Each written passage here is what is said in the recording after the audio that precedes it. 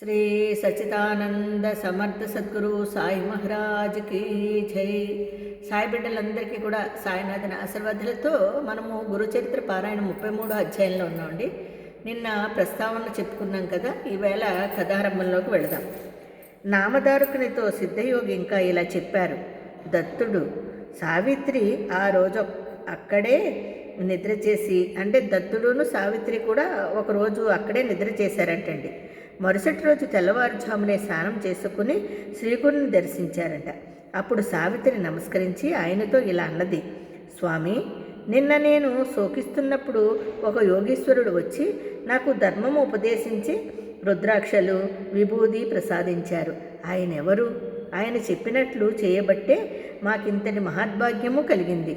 మరలా వారి దర్శనము మాకెక్కడ లభిస్తుంది అన్నది. శ్రీగురుడు చిరునవ్వు చిందిస్తూ, అమ్మాయి, నీ పతిభక్తిని చూడదలిచి మేమే మారు రూపంలో నీ వద్దకు వచ్చాము. మీకు రుద్రాక్ష మహిమను తెలియజేయడానికే అవి ప్రసాదించాము. వాటి మహత్యం వల్లనే నీకిట్టి అభయము లభించింది. మీరు మాకు ఆప్తులు గనక వాటి మహత్యము వివరిస్తాము. ఎటువంటి వారికైనా రుద్రాక్షలు ధరిస్తే పాపాలు ఉండవట, ఎంతో పుణ్యము లభిస్తుందని శృతి స్మృతి పురాణాలు చెప్తున్నాయి.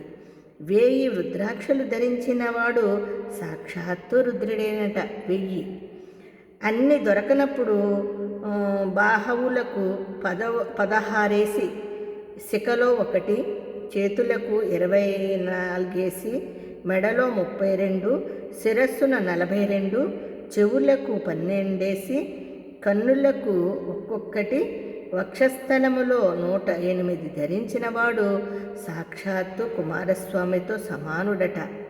అంటే ఇవన్నీ కలిపితే 108 హారంగా మనం ధరించవచ్చు అని చెప్తున్నారు. 1000 రుద్రాక్షలు ధరిస్తే చాలా పుణ్యం అంట, కానీ మనం అంత ధరించలేం కాబట్టి 108 ధరించినవాడు సాక్షాత్తు కుమారస్వామితో సమానుడు. వాటికి పగడాలు స్ఫటికాలు చేర్చి బంగారంతో చుట్టి ధరించిన వారికి రుద్రలోకము ప్రాప్తిస్తుందట. రుద్రాక్షమాలతో జపం చేస్తే అనంత ఫలం వస్తుందట.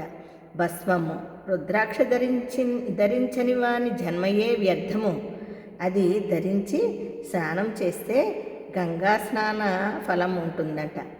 ఏకాదశ రుద్ర మహామంత్రంతో రుద్రాక్షను అభిషేకిస్తే శివలింగాన్ని అర్చించినంత ఫలితం ఉంటుందంట.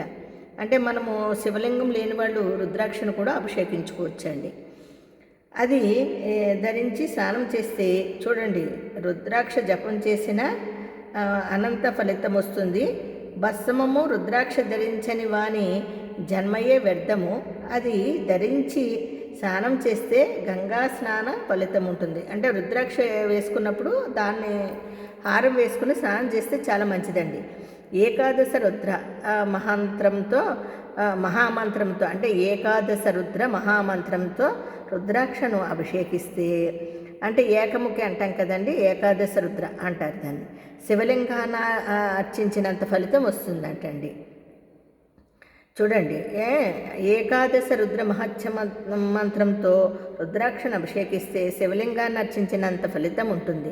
రుద్రాక్షలలో ఏకముఖి జన్మరహస్యమే ప్రసాదించగలదు. ఎటువంటి రుద్రాక్షలు ధరించిన 4 పురుషార్థాలు సిద్ధిస్తాయి. చూడండి, ఏకముఖి చాలా మంచిది.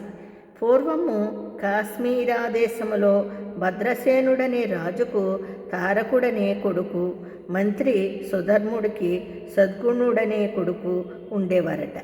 వారెంతో ప్రేమతో మసులుకుంటూ ఉండేవారటండి ఆ కొడుకులు. వాళ్ళకి ఎట్టి ఆభరణాలు లెక్క చేయక రుద్రాక్షలు ధరించి శివారాధన చేసే గాని భోజనం చేసేవారు కాదట. ఒకనాడు పరాశర మహర్షి రాగా భద్రసేనుడు ఆయనను పూజించి ఆ బిడ్డలిద్దరి విచిత్ర వైఖరికి కారణమేమి చెప్పమని ప్రార్థించారట.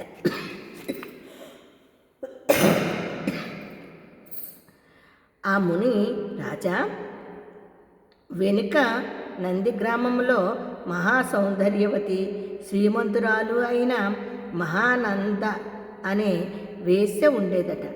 ఆమె గుణవంతురాలు, స్వేచ్ఛాచారిణిగా జీవించక పెద్దల వలన సకల ధర్మాలు తెలుసుకుని దాన ధర్మాలు చేస్తూ జీవిస్తూ ఉండేదట. ఆమె నిత్యము అలంకరించుకుని తన ఇంటనున్న మంటపంలో నృత్యము చేసేదట. ఆ మంటపంలో ఒక కోడిని ఒక కోతిని పెంచుతూ ఉండేదట. వాటిని ఆమె వినోదం కోసము రుద్రాక్షలతో అలంకరించేదట. చూసారా, రుద్రాక్ష మహిమ గురించి ఈ విధంగా చెబుతున్నారు స్వామి. ఈ కథారంభంలో మనము ఇంతవరకు తెలుసుకున్నాం కదండి. కథ మొదలు తెలుసుకుందామా? జై గురుదత్త, శ్రీ గురుదత్త.